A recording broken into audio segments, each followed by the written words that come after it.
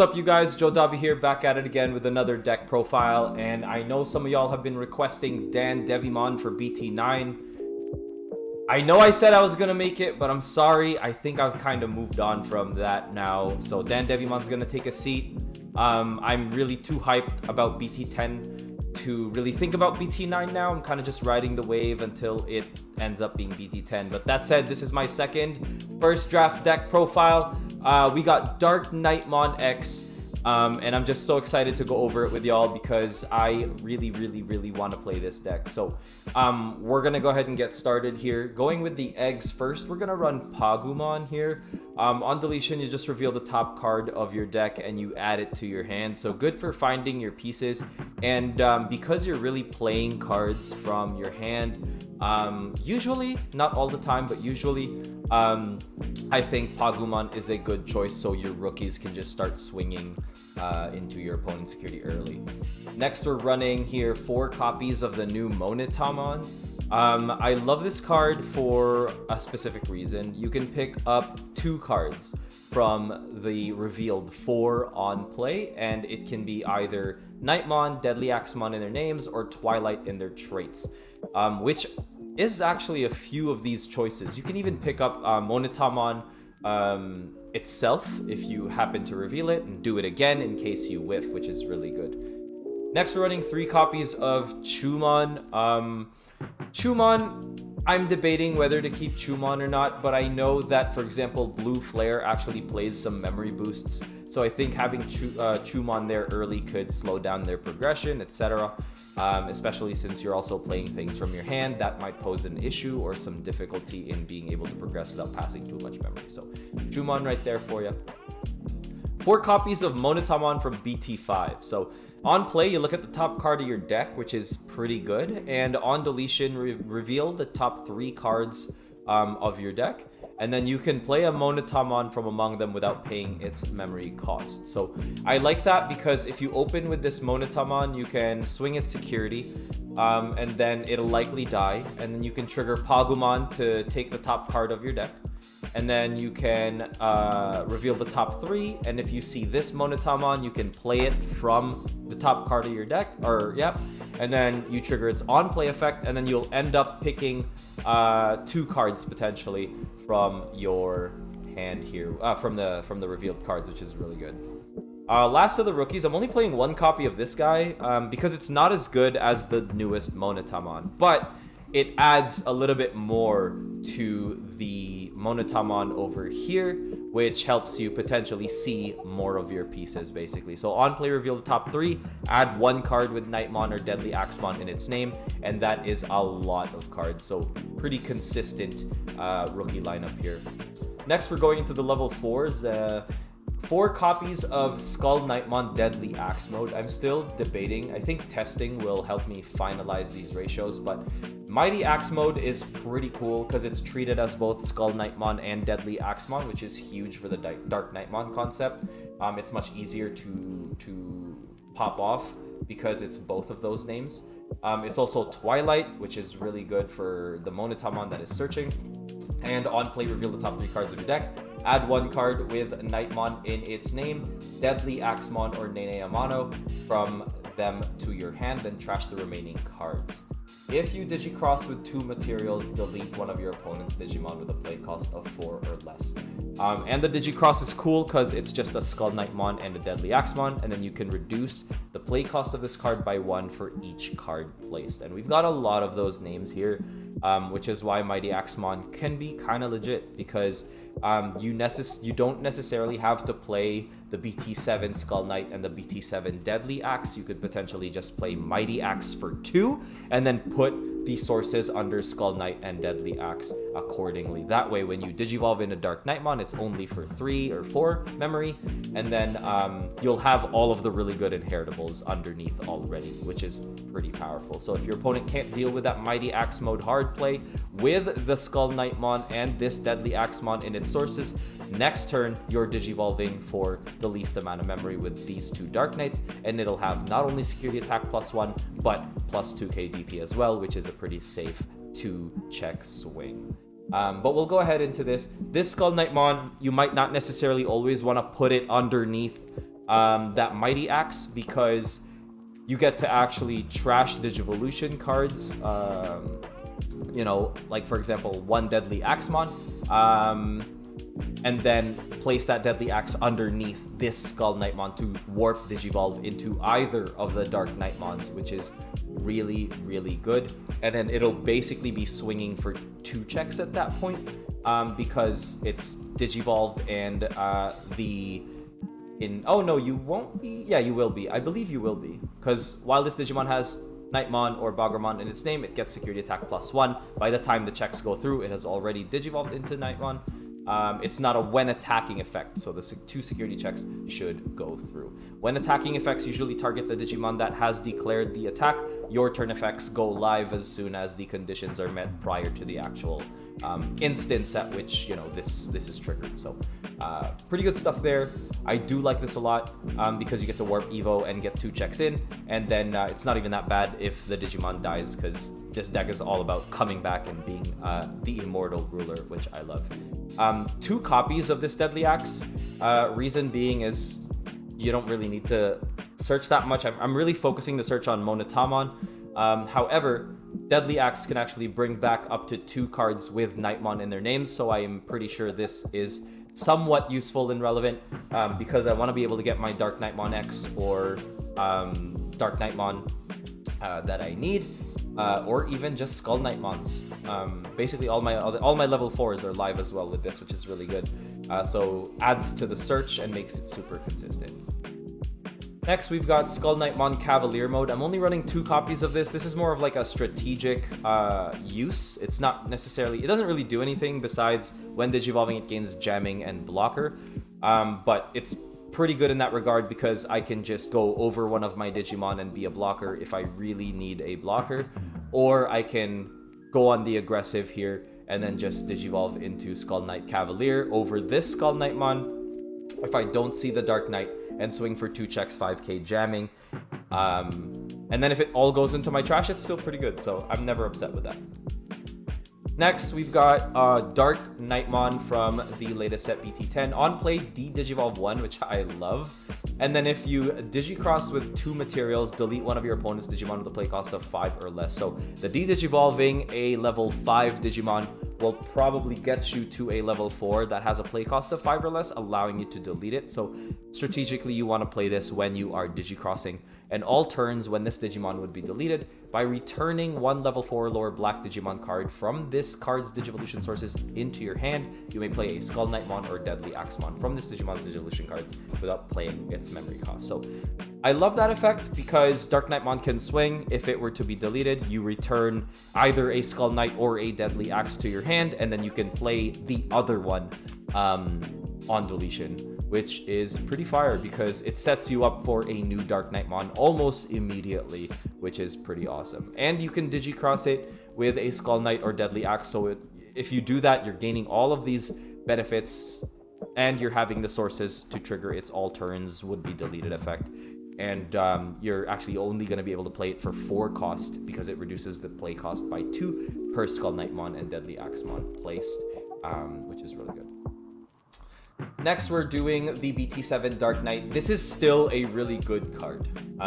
It's not just there for the consistency of it, it's still really good. So DarkKnightmon on play, you may place 1 Skull Knightmon and or Deadly Axe from your hand or trash. So you can do both from hand or trash underneath the Digivolution cards. The only thing is it doesn't reduce its play cost through Digicross. However, when this Digimon would be deleted, you can actually play both of those sources. So it's a big kind of like, it could be a really good first turn play. Like if you high roll, you can put your opponent to 7 if you are absolutely the first turn, or if you are going second on the first turn, you can put your opponent to like 5 if they Digivolve into their level 4 for 2, for example, and not feel bad if you have those sources in your hand, because on deletion you bring them both out, and then you'll probably be able to trigger the Skull Knight that when attacking Digivolves into Dark Knight again, and then it'll get 2 checks at that point, right? Which is pretty good. And that is also assuming if your opponent deals with this Dark Knight turn 1 instead of like playing a Tamer to set up their Crossheart. So I like this. You can make some, you can potentially pop off with some really greedy plays with this DarkKnightmon, which is why I like it. Next, we've got 4 copies of the boy, the super cool Immortal Ruler, DarkKnightmon X-Antibody. When Digivolving, you can return 1 black or purple Digimon card other than DarkKnightmon X-Antibody from trash to hand, so you can choose literally anything, which is awesome. Then, when this Digimon has DarkKnightmon or X-Antibody in its Digivolution cards, you can delete a Tamer and unsuspend. So this combo is super duper ridiculous because I'm also running X-Antibody in here. So one of the things you can do is trigger Skull Knightmon's when attacking effect. Well, first, you're gonna put the X-Antibody underneath this Skull Knightmon. So now you've got 2 when attacking effects, which is the Digivolve into X-Anti and the when attacking Digivolve into DarkKnightmon. So Skull Knight's gonna trigger. You're gonna go ahead and Digivolve into DarkKnightmon, and then you trigger the when attacking effect of X-Antibody to Digivolve into DarkKnightmon X-Antibody. So you're going from a level 4 to a level 6 for 4 memory. Judges who are watching this, let me know if that is incorrect, but I am pretty sure that works. And you get to unsuspend after your 2 checks at 14k if you have the Deadly Axe on board. In addition to that, you're returning potentially a tool for when this DarkKnightmon gets deleted. And if it gets deleted, you get to play DarkKnightmon again and then put these sources back underneath.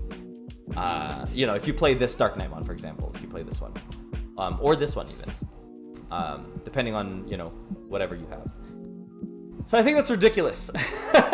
Getting into a level 6 from a level 4 is insane. Once again, guys, it's literally just double when attacking effects here, and you're triggering them one at a time. So you trigger this when attacking effect, and then you trigger this when attacking effect, and then ultimately you should have a level 6 Digimon at the end of it, and you should have also drawn 2 just from the double Evo off that for really just 4 memory, because this DarkKnightmon is going to be digivolving into over either DarkKnightmon pretty much, which is super powerful. But that is the hope and main combo of the deck. You've got Death X here just to counter some other Crossheart decks if they happen to pop off, but honestly I think you'll only really need 1 Death X, and one card that you might want to play in here instead, actually, now that I think about it, and now I kind of want to test this now, is the Zwart. Now, the reason why I'm thinking Zwart here is because when you Digivolve, you can pretty much play 2 black or purple Digimon with a play cost of 8 or less. So that's this Dark Knight and this Dark Knight. And then you can trigger this DarkKnightmon's on play to de-Digivolve one. You don't necessarily have to Crossheart on play. Well, actually, you're not. You're just triggering the on play de-Digivolve one, pretty much. I don't think you will be Crosshearted here. Oh, no, you could. When you would play this card, you may place one of these cards. So I think that is legal. Once again, judges, let me know if that's proper. Otherwise, you can cut the Zwart and just add another Death X, and pretty much no big deal there. 2 copies of Pride Memory Boost, just to fill your trash with some DarkKnightmon targets, and to also potentially play all of your level 4s. All of my level 4s are 4 costs, so you're guaranteed to pop off. And that's what, 12? Yeah, that's 12 targets. And you're running even more searchers, so in the rookie stage. So you're very likely to trigger Pride Memory Boost and gain some sort of value from it. I would be very surprised if you didn't. And you would gain 2 memory, because there's also a really neat delay effect, which I really like. So once again, like if you are at 2, you can go to 4, and then literally with X-Antibody and a Skull Knight, you can go into your 6 and still keep turn, which I think is incredibly insane, because once you get to unsuspend, you can swing for 2 more checks and potentially just really go ham, which is amazing. I might cut this to 2 copies and play 3 Pride Memory Boost. I think I'm gonna do that right now and save it. But Immortal Ruler is a really good card, because once you have Nene Amano, you can pretty much just play DarkKnightmon from your trash, paying its play cost, right? The sucky part is, you do have to pay its play cost. So you're probably going to want to bring out the Cross Wars or Cross Wars, Digicross, whatever, DarkKnightmon, because you do get to actually place cards from trash when you Digicross, which is pretty powerful. The only thing is it actually adds to your hand, which is all the more reason that I just want to play 2. It's kind of like a get out, like a get out of jail card if you're like stuck or being put pressure on. In addition to that, it's also a Twilight, which is pretty good because the Monotamon and Nene can actually pick it up on search because it can grab a Twilight trait. Next, 2 copies of X-Antibody. We all know why we're playing this. It's to digivolve into DarkKnightmon X, and to do so from Skull-Knightmon, main combo here. And then you gain 1 memory in security, and you get to add it to your hand, so you can actually set your play up fairly decent. The only thing is you're doing a lot of searching and bottom decking, so however many X-Antibody options you want to run is entirely up to you. But I think I'm gonna start off with 2 and see where I go from there. This is like a very conservative first draft. It's like, you know, just having the proper ratios, but as I test, we might be able to find some shortcuts, and the ratios might start to get a little wonky in order to meet the win condition, which kind of revolves around X-Antibody, like the DarkKnightmon X-Antibody. Next, running 4 copies of Nene Amano, reveal the top 4 cards of your deck, add 1 card with Knightmon or Deadly Axe, or Twilight in its name, or Twilight, and then Twilight in its traits, I mean, and place the rest at the bottom. So, opponent's turn, all your Digimon get, with DarkKnightmon in their names or Twilight, gain blocker, which is absolutely insane because it makes Immortal Ruler an even better get-out card. It makes Swart an even better card as well because you can bring out 2 DarkKnightmons and they're going to be beefy blockers, which I think is super powerful. And you're triggering this on play right here, right? So if your Zwart plays this DarkKnightmon, you're putting 2 sources underneath. It's a blocker. If it gets deleted, you're playing Skull Knight and Deadly Axe. And that could be an even worse situation for your opponent because then next turn, you're going to pop off with Skull Knight going back up into Dark Knight and all that stuff. And it could get pretty hectic from there. So your opponent is going to get in a pretty thick spot with the Zwart play sometimes. And I think it could really be good. And on deletion, gain 2 memory. So it sucks that, like, it's hard to set. Like, right now, I think Black War Greymon could be a really, really powerful deck, and Nene Amano, if it's deleted, DarkKnightmon will potentially struggle a bit, which is why I run the X-Antibody, so I can cheat my way into it and not be too worried about Nene being there or not. But yeah. Lastly, we've got Taikumiya. Just adding an extra DP on my opponent's turn is pretty nice, especially when Nene makes everything a blocker. So you're looking at an 8k DarkKnightmon here, 9k DarkKnightmon here.